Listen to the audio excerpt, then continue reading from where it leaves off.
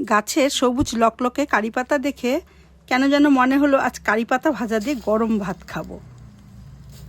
এছাড়া এই গরমে কারি পাতা খাওয়া খুবই ভালো, তাই সকাল সকাল কিছুটা কারি পাতা তুলে নিয়ে এলাম এবং গ্যাসে একটি কড়াই বসিয়ে দিয়ে কারি পাতাগুলো ধুয়ে নিলাম। কড়াই ভালো করে গরম করে লো ফ্লেমে রেখে তাতে এবার কারি পাতাগুলো দিয়ে দেব। এটা একটু লো ফ্লেমে সময় নিয়ে নাড়াচাড়া করতে হবে। দেখবে আস্তে আস্তে পাতাগুলো যখন নেতিয়ে যাবে ঠিক সেই সময় সামান্য পরিমাণে একটু সর্ষের তেল দিয়ে দেব। আবারও কিছুক্ষণ এভাবে বেশ ভালো করে নাড়িয়ে চাড়িয়ে নেব। দেখব পাতাগুলো কখন মুচমুচে হয়ে গেছে।